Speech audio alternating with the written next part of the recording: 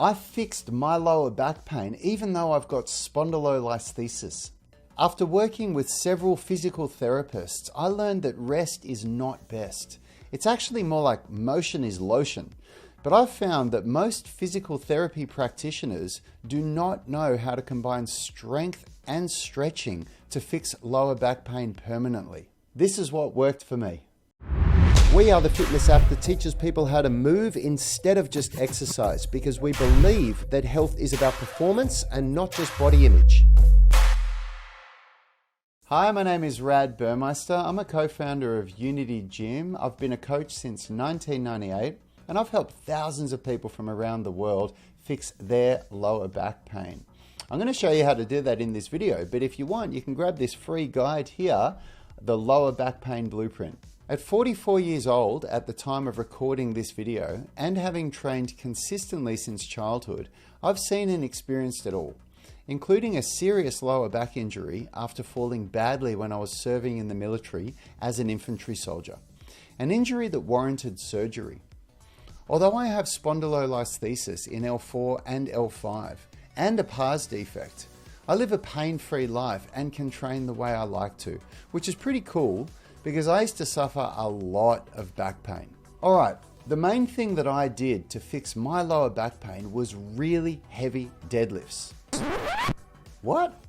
Well, there's actually a little bit more to it than that. But deadlifts were one of the staple exercises I did to permanently fix my lower back pain. This is because they strengthen the entire body, especially the muscles that support the lower back. So when I got stronger, my back pain was less of a problem. But so many people have terrible experiences deadlifting, right? Well, that doesn't make deadlifting a bad exercise. It's just that people mismanage load by either lifting with poor technique or choosing the wrong weight for their current ability.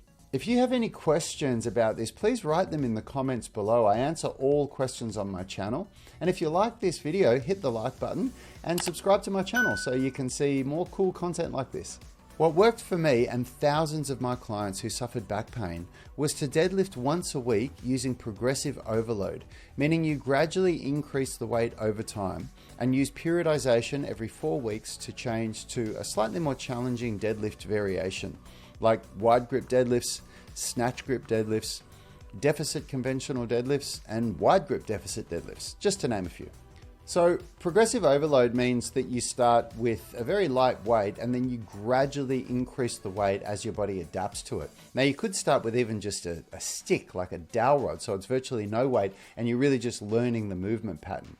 If you want to know how to do a correct deadlift, I'll link a video to a deadlift tutorial at the end of this video. What I've learned from conversations with my friends that are physical therapists is that the reason why they tell people that you should avoid deadlifting or squatting heavy or things like that is because statistically, people that don't know what they're doing, that have back problems and they go to the gym and try to lift weights, they make it worse. But that is not a reason to avoid lifting heavy weights. The solution is to learn how to do it correctly. It's a case of move it or lose it. If you keep avoiding the exercises that will fix your pain, then you'll never get better. And if you're not getting better, then you're getting worse. Of course, there are heaps of other great exercises that need to be included in your program, like hip thrust variations, core exercises, and single leg exercises to train structural balance. But that all comes down to programming, which is a whole nother topic that I cover in my coaching app. The other big part of this motion is lotion concept is flexibility training. I work to balance my strength and flexibility in every workout. And I'm not talking about passive stretching where I was just like leaning forward to touch my toes. I'm talking about loaded stretching and antagonistic end range strength. Balancing strength and flexibility has been a hard thing to get right, mostly because I couldn't find the time to do 2 separate workouts. So I ended up actually doing both in the same workout. That's a really big topic that you can learn more about by watching this video here.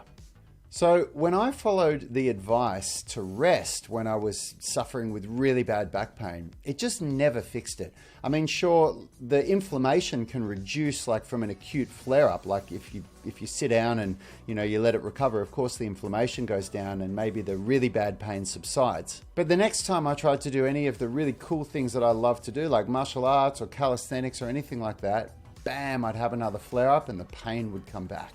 In my 20s, I was popping painkillers all the time because I honestly couldn't even stand on my feet for more than about 10 minutes without being in excruciating pain. So I spent more than 20 years working out how I can live a pain-free life. And now at age 44, I have absolutely no pain, yet I've still got spondylolisthesis and a pars defect. And with what I've touched on in this video, I've helped thousands of people from around the world live a pain-free life too. Hey, thanks for watching this video. If you like the content, please click the like button and subscribe to the channel.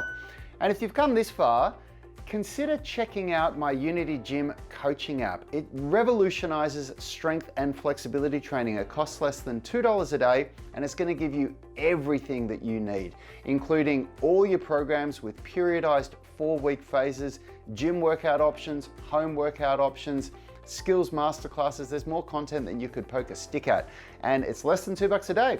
If you want to check it out, just click that link there and you can learn more.